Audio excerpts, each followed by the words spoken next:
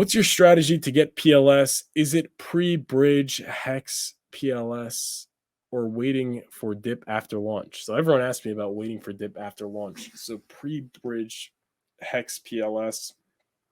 So this is my thing with regards to the pre-bridge hex PLS.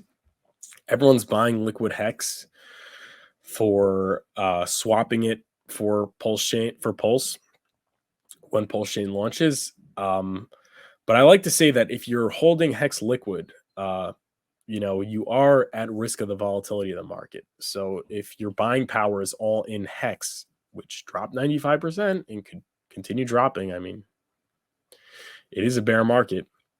You are losing buying power. You have to keep that in mind. And that's not to say, I think hex is going to drop another 50%. It could also go up. So, I mean, you could increase your buying power.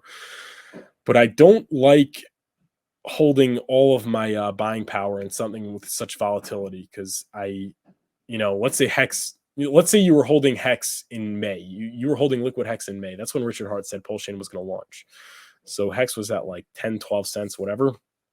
Now it's at 2.7 cents. So you lost like 70, 80% of your buying power. So I do continue to DCA into hex and stake it. I'm thinking long term. Not to say I'm not buying hex, but I do believe that you should have, this is not financial advice, by the way, and do your own research, but I am a proponent of having a considerable amount of your buying power in stable coins. Why? Because stable coins are safer provided they keep their peg, which is not so simple anymore. but first of all, they maintain their purchasing power, right? So it's not going to drop 95%. It's not going to drop 80% between now and when Pulsechain launches, provided it's back 1-to-1, which you have to do your own research on. So there's that. And you also get a copy, which you could swap pre-bridge. Are you going to get as good of a deal as your PHEX copied over? I don't know. I mean, you might, because it seems like everyone wants their copied over hex to be swapped for Pulsechain, which is probably, going to push the price down, on that ratio. But so I think you should have at least some, maybe not all, but like some. So maybe you go 50-50, 50%, stable coins like True USD, USDC, USDT, and 50%, liquid hex or whatever, 70% state, whatever. You have to like do your own research. You have to, decide how much risk you want to incur, but you have to keep in mind that holding liquid hex for Pulsechain launch does put you at risk of the volatility of the market.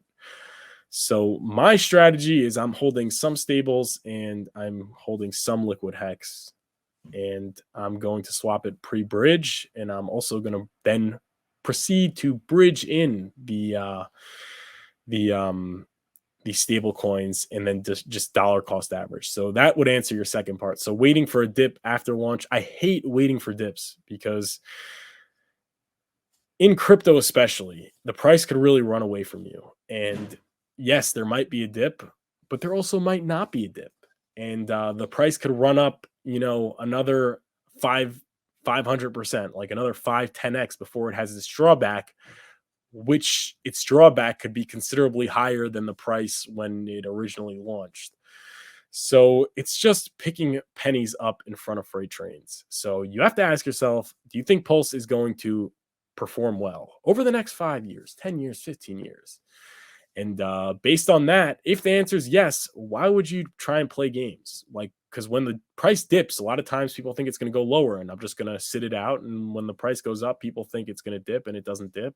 Or they just get totally emotional when it doesn't dip and they just buy the rip and then it actually ends up dipping. So just my opinion, not financial advice, is to dollar cost average. It can't go wrong. If you're in the right asset, which is going up over time, if you dollar cost average, it's just guaranteed you'll do well. In my opinion, not financial advice. But yeah, you guys can email me, furufinance@gmail.com, if you want to do a one-on-one educational, non-financial advice session. I'd love to do that. It supports me. Hopefully it'll support you.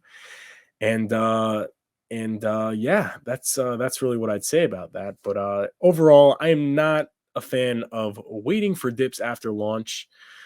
I am a fan of dollar cost averaging. Dollar cost averaging is the way, but red squirrel. But holding hex gives you hex on Pulsechain. Holding stables gives you nothing on Pulsechain. No, that's not true. You hold stables. First of all, I'm not against holding liquid hex. I'm just saying you don't want to be all in liquid hex with regards to what you want to buy Pulsechain with.